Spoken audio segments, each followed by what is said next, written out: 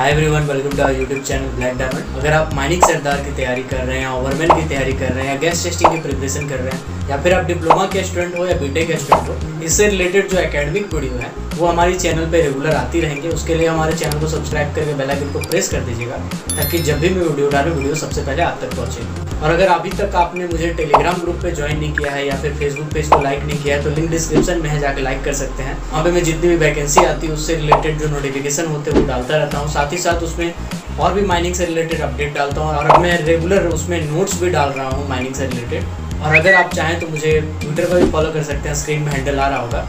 और अगर आप कुल इंडिया की तैयारी कर रहे हैं तो उससे रिलेटेड मैंने एक ई बुक बनाया था जिसका लिंक डिस्क्रिप्शन में जाके चेकआउट कर सकते हैं। तो देर न करते हुए वीडियो को स्टार्ट करते हैं।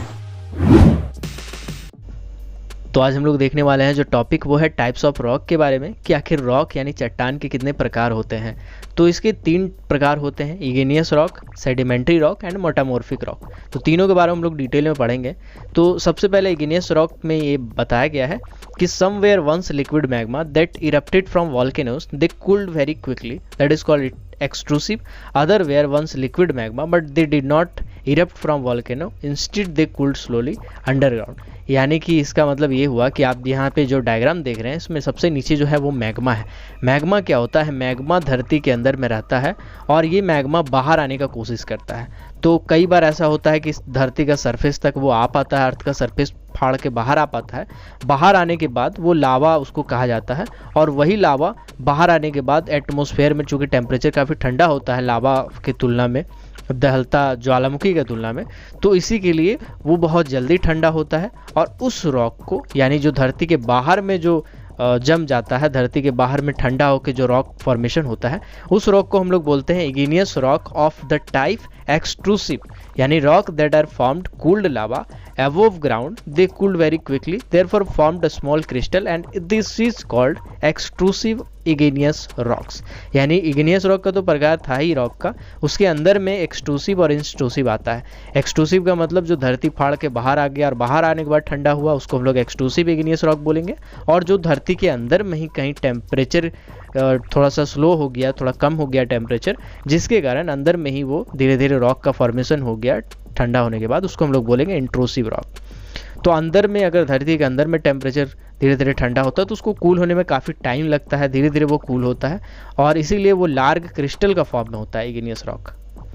तो इसका कुछ एग्जाम्पल के बारे में अगर मैं बात करूं तो क्वार्ट्ज जो है वो इसका एग्जाम्पल है, पोटासियम फेल्ड्सपार जो है वो इसका एग्जाम्पल है, पेग्लियोक्लेस जो है उसका एग्जाम्पल है, फेल्ड्सपार जो है इसका एग्जाम्पल है। ये सब इग्नियस रॉक के एग्जाम्पल है।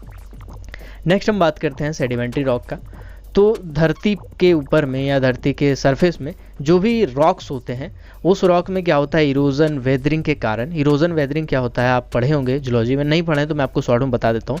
एक पत्थर होता है जिसमें हवा लगातार तेज चलता है या फिर पानी के बहाव के कारण उसका जो कण होता है वो कण टूट टूट के वहाँ से निकलने लगता है। उस कण को हम लोग बोलते हैं लूज सेडिमेंट्स, जो कि रॉक और सैंड होता है जनरली, और वो जो है वो पानी की धार से या फिर किसी भी तरीके से वहाँ से हटा लिया जाता है और एयर के चलते वहाँ से हटा लिया जाता है और वो कहीं पर जाके जमा होने लगता है धीरे धीरे, यानी कि सीमेंटेड टुगेदर हो जाता है। और वही धीरे धीरे जमा होने के बाद काफ़ी टाइम के बाद वो धीरे धीरे कड़ा होने लगता है due to temperature and pressure, and that forms a rock which is non a sedimentary rock. Form as a chemical reaction in the water that leaves a chemical deposit, usually an ocean bottom। यानी ocean का जो bottom होता है उसमें ज़्यादातर हम लोग देखेंगे तो जितने भी रॉक है वो सेडिमेंट्री रॉक है। और कई बार बेसिन में जो रॉक्स होते हैं, जैसे कि हम लोग कोल फील्ड में जो काम करते हैं तो दामोदर नदी के किनारे जितना भी माइंस है, जितना भी कोल का फाउंड किया गया, all are sedimentary rock. Actually basically coal जो है वो एक सेडिमेंट्री रॉक का एग्जाम्पल है।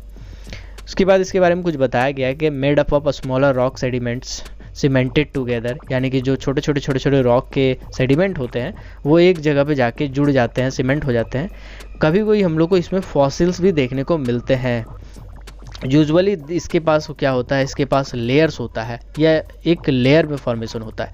इसका कुछ एग्जांपल है सेल जो हम लोग को मिलता है, यानी कोल माइंस में जो हम लोग को सेल देखने को मिलता है, सेल वाला पत्थर, उसको हम लोग बोलते हैं ये सेडिमेंट्री रॉक। इसी तरह सैंडस्टोन जो है वो एक बहुत अच्छा एग्जांपल है सेडिमेंट्री रॉक का। यहाँ तक कि कोयला जो है वो सेडिमेंट्री रॉक में ही आता है। तो इसके एग्जांपल तो आपको अवेयर हो ही गए होंगे। एक बार इसके डायग्राम को अगर आप देखना चाहें तो आप डायग्राम को देख सकते हैं, जहाँ पे पानी भरा हुआ है और वही पानी के साइड में जो पीला आपको दिख रहा है वही सेडिमेंट है जो जमा हो गया है, और देन वो साइड में देखिए जो कलर आपका चेंज हो गया है वो रॉक का फॉर्मेशन हो चुका है। अब मैं आपको जब लास्ट कैटेगरी है that is called metamorphic rock, उसकी ओर ले चलते हैं। तो मेटामॉर्फिक रॉक बेसिकली क्या होता है कि इग्नियस रॉक होता है, सेडिमेंट्री रॉक होता है, और मेटामॉर्फिक रॉक जितने भी रॉक होते हैं इसमें क्या होता है, एक लंबे टाइम पे जब टेम्परेचर पड़ता है, प्रेशर पड़ता है, हीट होता है, और हीट होने के कारण क्या होता है वो सिकुड़ता जाता है यानी स्क्यूज्ड हो जाता है और एक नए रॉक का फॉर्मेशन कर लेता है। इसमें क्या होता है, normally usually has interlocking crystal and layers that is called foliation. यानी कि ये जो रॉक होते हैं मेटामॉर्फिक रॉक, ये बेसिकली इग्नियस रॉक और सेडिमेंट्री रॉक ही होते हैं, लेकिन इसमें टेम्परेचर के चलते, हीट के चलते, प्रेशर के चलते वो स्क्यूज हो जाते हैं और एक नए रॉक का फॉर्मेशन कर लेते हैं। इसको हम लोग बोलते हैं metamorphic rock. This can either happens underground और अबव ग्राउंड। ये कहीं भी हो सकता है, अंडरग्राउंड में भी हो सकता है और अबव ग्राउंड यानी धरती के ऊपर पे भी हो सकता है। अंडरग्राउंड में नॉर्मली हाई प्रेशर और हीट के कारण होता है, बट अबव ग्राउंड में वॉल्केनिक इरप्शन के कारण होता है, टेक्टोनिक प्लेट का मूवमेंट के कारण होता है। यानी कि हम लोग अक्सर देखते हैं कि कहीं अगर भूकंप आ गया है तो टेक्टोनिक प्लेट जो है वो डिस्टर्ब हो जाता है। काफ़ी हद तक हम लोग को सरफेस पर तो दिखाई देता ही है, बट सरफेस के नीचे भी काफ़ी ज़्यादा डिस्टर्ब हो चुका होता है, जिसके कारण टेम्परेचर, प्रेशर उस जगह पर बढ़ जाता है और हाई प्रेशर के कारण हीट जनरेट होता है और उसी के कारण धीरे धीरे वो मेटामॉर्फिक रॉक में चेंज हो जाता है। तो मेटामॉर्फिक रॉक का अगर एग्जांपल देखें हम लोग तो सबसे बेस्ट एग्जांपल इसका होगा मार्बल। जो घर में हम लोग मार्बल लगाते हैं वही मार्बल की हम यहाँ पे बात कर रहे हैं। हालांकि इसका और भी बहुत सारे एग्जांपल है, जैसे स्लेट हो गया, जेडेफ टाइट हो गया और इको फ्लाइट हो गया, ऐसा जो है गार्नेट एम्पली बायोफ्लाइफ जो हो गया, ये सब जेनेसिस जो एक पत्थर आता है, ये सब का सब मेटामॉर्फिक रॉक का कैटेगरी में आएगा।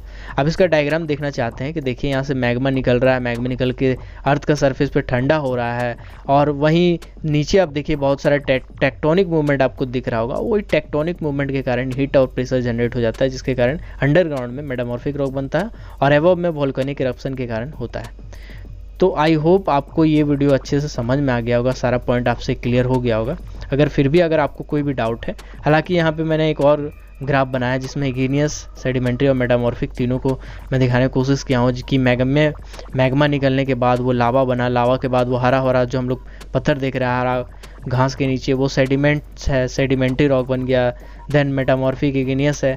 तो आपको ये अच्छे से समझ में आ गया होगा। अगर आपको फिर भी कोई डाउट है तो आप कमेंट सेक्शन में कमेंट करके ज़रूर बताइएगा। और अगर आप इससे रिलेटेड कोई भी वीडियो चाहते हैं, कोई भी एकेडमिक वीडियो स्पेशल टॉपिक पे चाहते हैं तो आप कमेंट ज़रूर कीजिएगा। बहुत सारे अच्छे सुझाव आते हैं, उसी में से मैं कुछ वीडियो बनाता रहता हूँ, तो आप अपना सुझाव ज़रूर दीजिएगा।